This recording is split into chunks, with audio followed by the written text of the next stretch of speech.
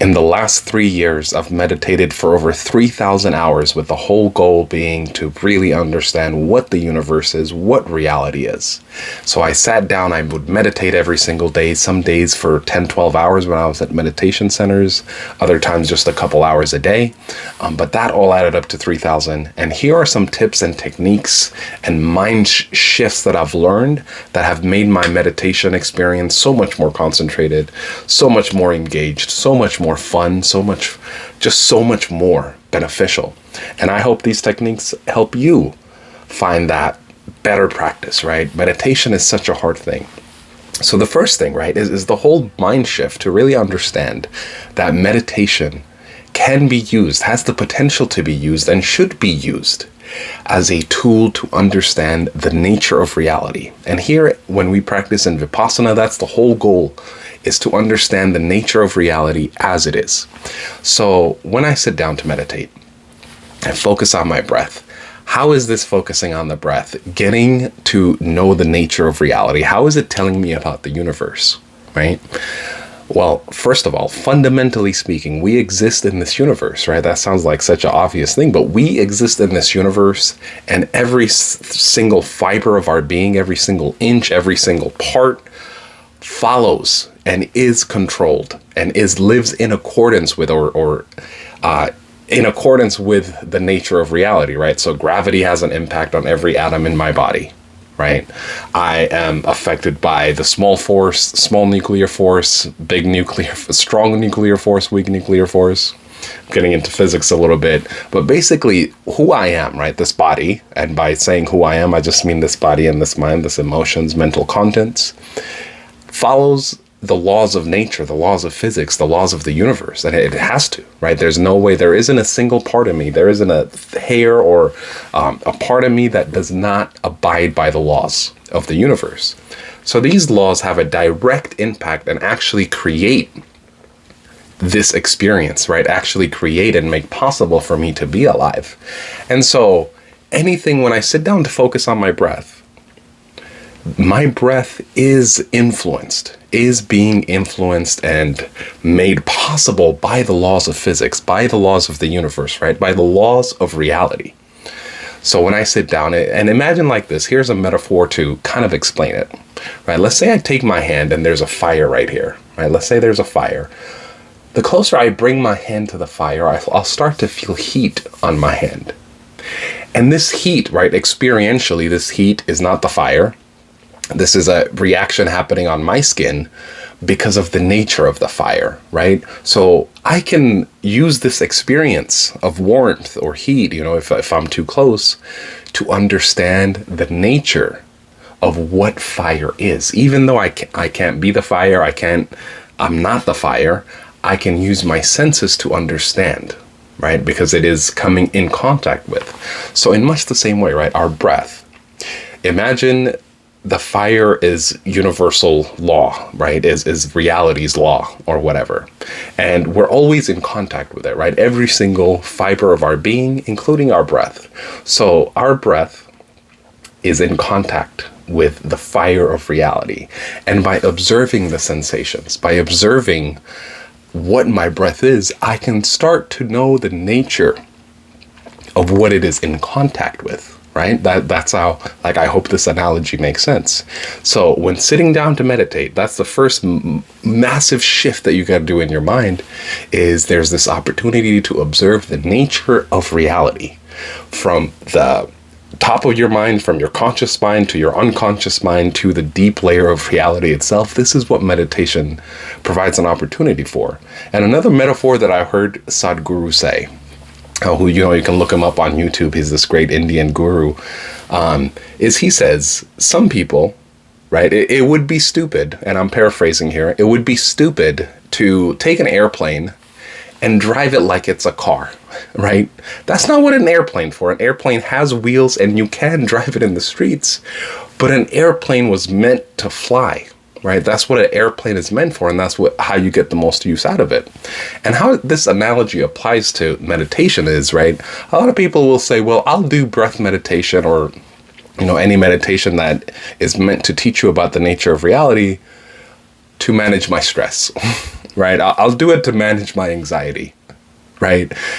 Now, there are other easier things that you can do to feel more relaxed if you're stressed, right? Go hop in the shower, go take a bath, right? Go get a massage. Those are very easy things that will make your stress level go way down.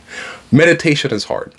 So misusing meditation, right? Meditation offers this opportunity in a concentrated way to tap into and understand the nature of reality. So to take something that is so massive and so magnificent that again can also help with stress and anxiety, and then to just use it for that, though, it's a great disservice, right? It's a great disservice, and you're missing out on the bigness that it is, right? It's like driving an airplane down the street, like using it to commute to work. It's so like, don't bother yourself with driving an airplane to work, right? Fly far, go explore the world. So that's the big mental shift that's absolutely necessary in order to make the most out of your meditation experience. And so now I'll have a couple techniques that when you are meditating, you keep getting distracted, it's hard to focus. Like, it is a really hard thing to meditate. It's a really hard thing to focus on your breath with the goal of understanding the nature of reality. So here's a couple techniques that'll help you be more concentrated, be more focused, be more in the meditation so that you can get that wisdom. You can get to study the experience of the universe and start to understand the laws of the universe. So the first technique is nostril switching.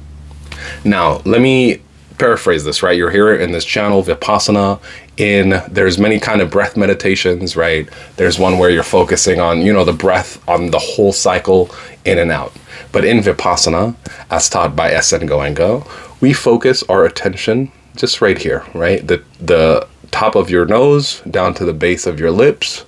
This like triangular area is where we focus on our breath. So all these tips are revolving around the smaller area of breath.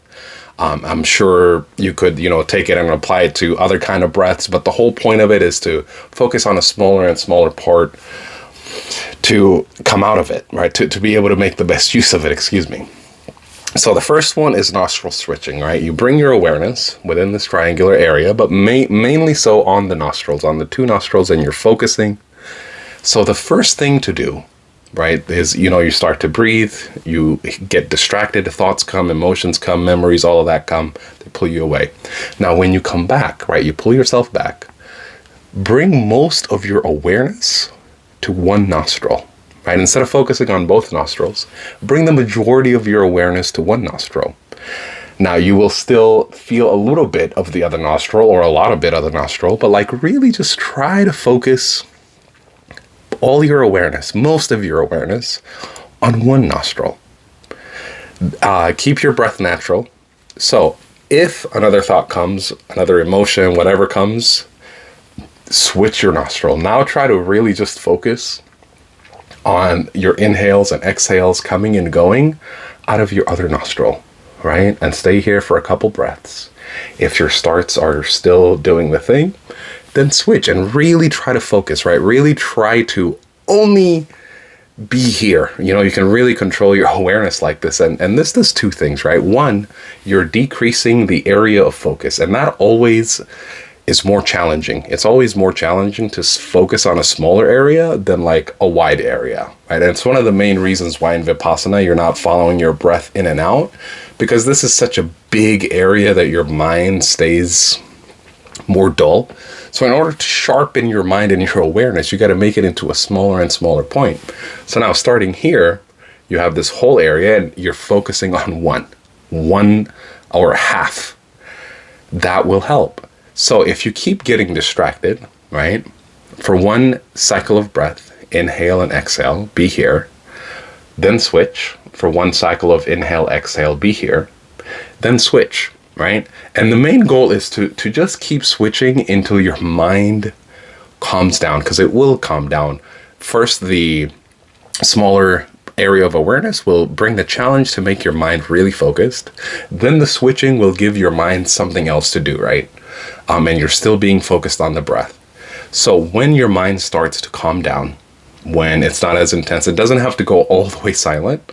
But when it's just not as attention grabbing and it's not just pulling you away super hardcore, then again, just focus on one part of the nostril. Half one nostril itself, and try to feel as much as you can, right? Just try to feel all the corners and try to feel all the edges, the insides, the outside, but focusing here.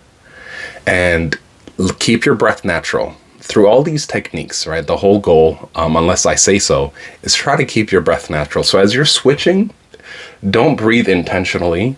You could also do that, but the goal always is to let your breath be natural, and then to always just be in stillness, and only use movement when this movement is a lot. Right? So that's the first technique, nostril switching. The second technique is kind of pretty similar. And it's like the 4 nostril walls. And I'm just, these aren't like super any names, but these are just what I use in my mind to understand them. So in this, you're bringing your awareness even sharper down. So what you do is you split your nostrils into 4 sides. One side is the bottom part of your nostrils. One side is the left side of your nostrils. So on this, it would be the inner side, and then here it would be the outside. Then the top parts of your nostrils, then the right side of your nostrils, right? Here, and then down. And so it makes these 4 clockwise walls, like imagine it was like this, like, I guess a wall. How do you do a wall, right? Imagine your nostrils were these walls. And what you do is, imagine you're distracted. You come back and you just try to feel your breath on one nostril, like on one corner, on the bottom corner. And then you get distracted again. Now switch to the left wall, right? And now you're kind of having your mind is kind of like 2 awarenesses where you're focusing still on both nostrils, but not both the left walls of the nostril. You're distracted again. Switch to the top. Right? You're distracted again, switch to this side. You're distracted again, switch to the bottom. Switch, right? And if you're super distracted, again, maybe every 1 cycle you're switching. Inhale, exhale. Switch up, inhale, exhale. Switch sideways, inhale, exhale. Switch down, inhale, exhale. And then the goal again is once your mind calms down and your thoughts slow down, then just focus on one wall. Wherever you ended up being when your mind's like got to a relatively quiet stage, stay there, right? If you ended on the top walls, just focus on the breath, like focus on what's happening there. And what this does is it's giving you a different perspective. And why these things work, these 2 techniques and the rest of the techniques that I'll share later, why they work is because they make your meditation experience more engaging. It allows more space for curiosity, right? Because if you're focusing on your breath from your left nostril, it's going to be different from like the top wall of the nostril or the bottom wall or the right wall, right? Like they're all different perspectives of this one thing. And that invocation of curiosity will make you a lot more engaged in your meditation and will lead to more concentrated meditation sessions, which will lead to much more benefits, which will lead to a deeper understanding into the nature of reality. Because you have to like stop messing with yourself to really tap into the universe, to really tap into the nature of the universe. Just as like if that fire was burning and I had my hand here, if I'm just close enough to feel the heat, but not too much. Now imagine I just started going like this. It would be a lot harder to understand the nature of the fire, right? And so the best way to do it is to bring this to stillness. Then I can hyper focus on just the sensation of the fire, right? When you're in stillness, you can just focus on what it's doing.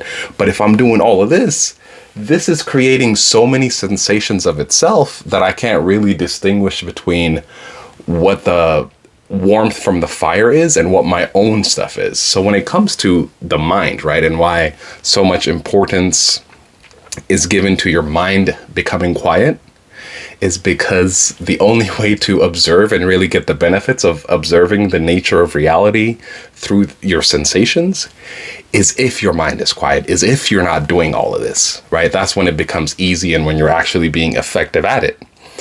And that's like the other mind shift to make is like, what is the relationship of thoughts to your meditation practice.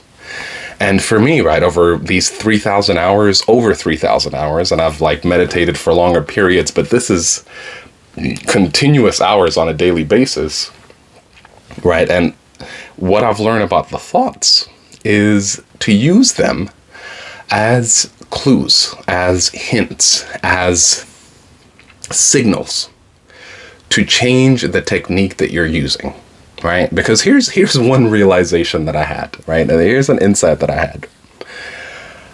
Stopping thoughts is very easy. And I can prove it to you right now. Like, I can prove that you can stop your thoughts very easily, right? You're probably doing it right now. You're watching this video and you probably have not had too many thoughts, right? We're like 15 minutes into this video. You probably didn't have thoughts every 5 seconds, every 2 seconds. Like when you sit down to meditate, it seems the thoughts just are coming in at rapid speed. But because you're watching this video, you probably have been having somewhat quiet thoughts, subtle thoughts, right? Imagine you're just watching TV. You're watching a good show that's engaging. You don't have to tell your thoughts to stop, right? They just move out of the way, right? When you're having a conversation with somebody and you're deeply listening to them, your thoughts like get out of the way. You're reading a book, right? You're running and you're, like just pushing yourself. Your thoughts slow down and they calm down, right? And so there's so many activities that we can do that if you are engaged in it, your thoughts automatically stop. Like they automatically go away. You don't have to like give them a lot of attention, right? You don't have to be watching a show, unless it's a boring show. Then if it's a boring show, yeah, you'll have more thoughts. But if it is an engaging show, you don't have to make your thoughts go away. So in much the same way, if you are meditating and there are a lot of thoughts, it means you're bored, you're not engaged, your curiosity is not being fulfilled, right? It's not interesting, it's not fun. That's what's happening. And that's why so many thoughts come up.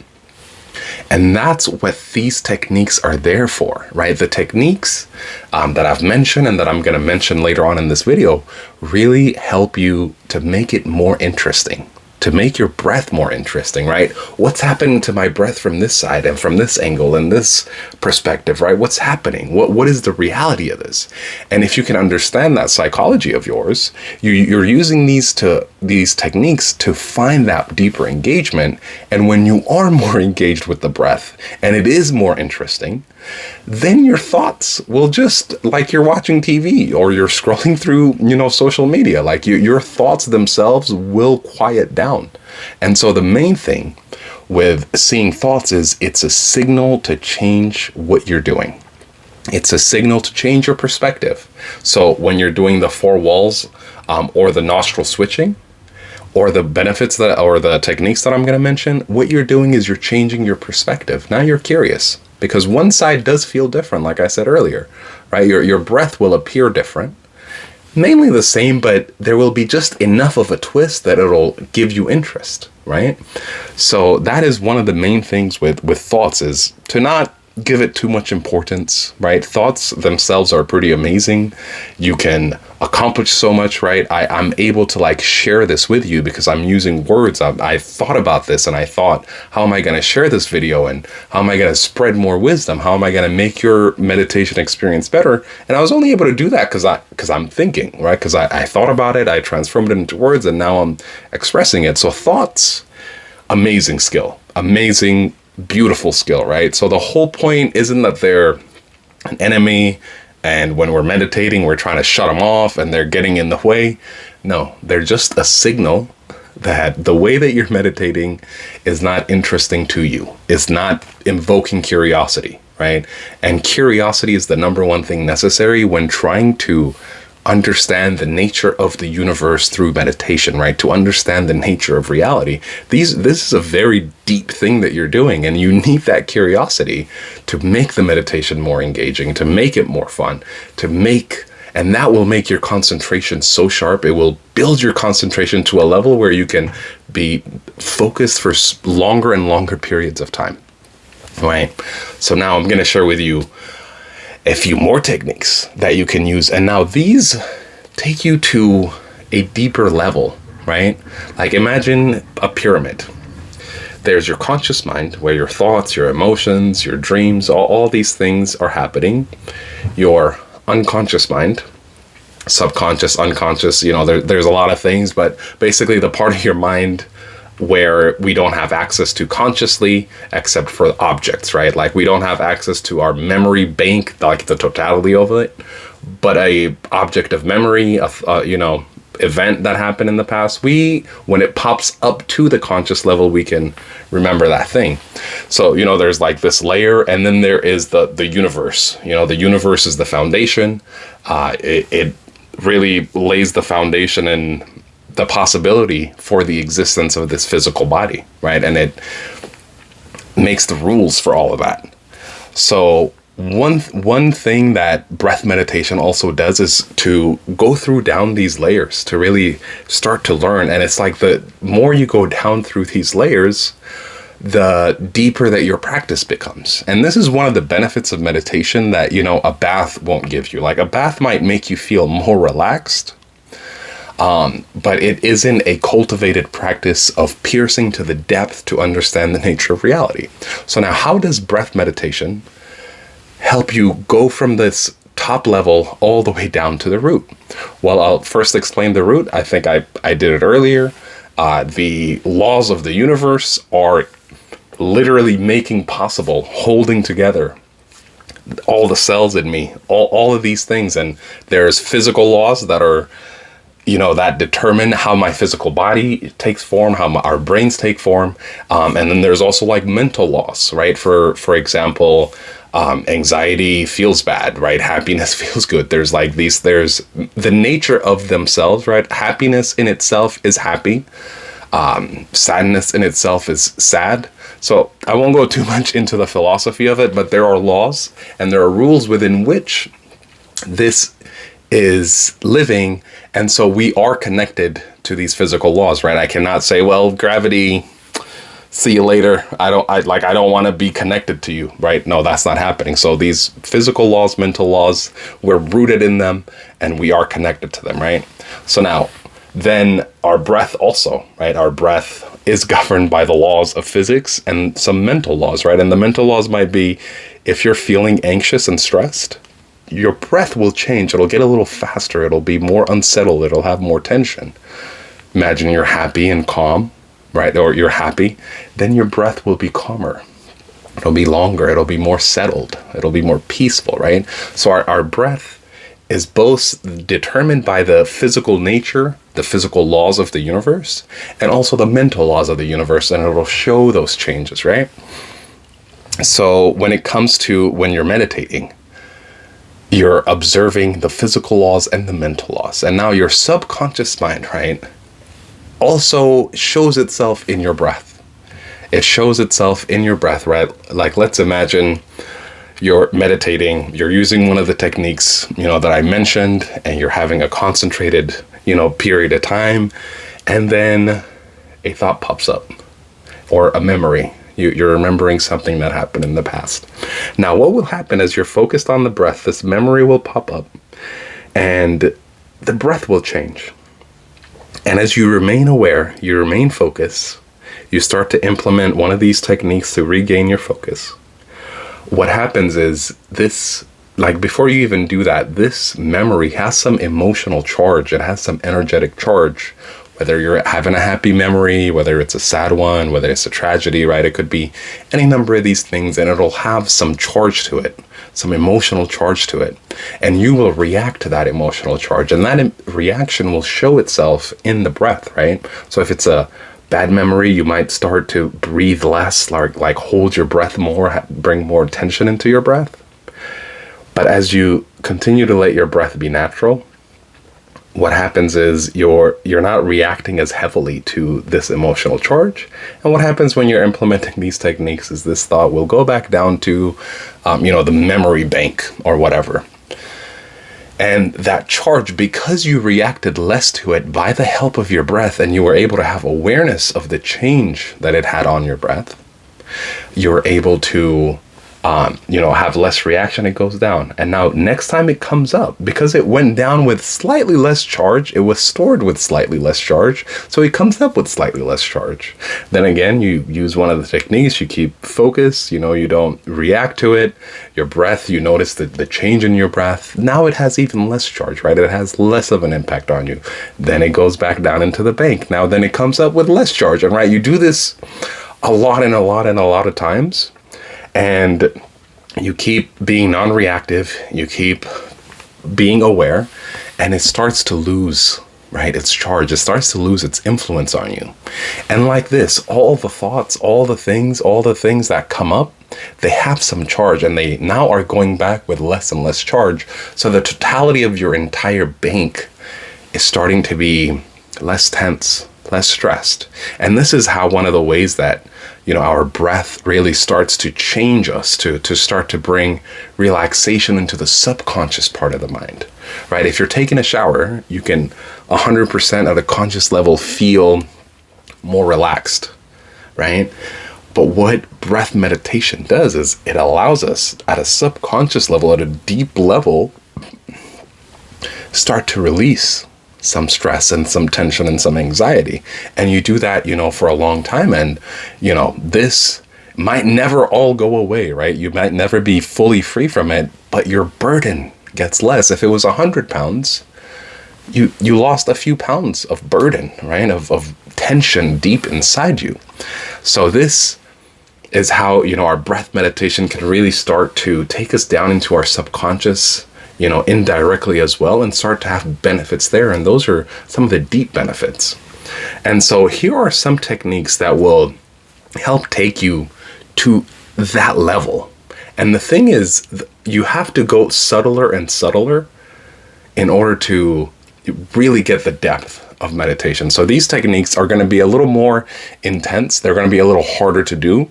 And they're really, I would only recommend doing them when you're already concentrated, right? The first ones, the ones that I mentioned, they are for if you're distracted a lot and you just want to be more concentrated. Now, if you've practiced that and you're more concentrated, then you can use these techniques to go even deeper, more into the subtle realm, right? And so the first one is, there is the inner tube of the breath, right? If you focus on your breathing, you can feel the nostrils, right? The breath comes in the nostrils and out. And that's where the majority of the sensation, the majority of sensations are. So start to bring your awareness more and more just to the inner wall, right? From right here to right here. Just this part on the inside, and try to feel your inhale and exhale in that wall. It's imagine this is your nostrils. It's kind of big, and this is that wall, right? This is this line that goes up. Be in there, try to pay less attention to the nostrils and just try to be in the wall. And that wall is a lot more subtle than the sensation at the nostrils. This will start to help you go to subtler and subtler levels. Now, the second technique that really helps you tap into that deeper layer of your experience is to focus on this area, right? You see, this is this thing that separates your two nostrils. So when you're close your eyes and you're focusing on your breath, you will start to notice, right? If you focus on that area, there is a blank spot in between the sensation of your breaths coming in. And try to bring all your awareness to that blank spot. It's almost like you're not avoiding the breath, right? You're not avoiding the breath, but you're focusing on the space of nothingness in between. Now, if you feel the sensation of this, that's also fine, but you want to keep your focus on the space between the breath, right? Still maintaining on that level. Now, this will even bring your awareness to an even deeper level. And these techniques that I'm mentioning now, if you can really get to it and really hook on, you can stay concentrated for a long period of time, right? You can break records. Instead, you'll go from being concentrated for seconds to minutes to being able to concentrate for a whole hour, right? It's super intense. And then there's another point, which is, right, So, like I was talking about earlier, there is the wall and there is the nostrils. Now, if you follow the structure of the breath, right, it obviously follows the structure of the nostrils. You can feel the breath, it has a wide part where the nostrils are wide. Then it has a thin, long, tubey part where, the tube is going upwards. So you've got these two parts. You got the nostrils that are wide, and you got the tube that is, thinner. Try to bring your focus to this point where the width and the expansionness of the nostril sense of the breath sensations in the nostrils turns into the tube, right? It's like this funnel. So focus on that exact point where the nostrils turn into the tube, right? And that is also another deep location that will take you so far, right? And so these are some of the techniques that I've learned, and I hope this really helps you to deepen your meditation practice. Leave a comment telling me if you've tried any of these techniques, right? Tell me if it has indeed helped you like it has helped me to have better meditation sessions, more focus, more energy, more engagement with your meditation practice. All right, thanks for watching. Have a good one.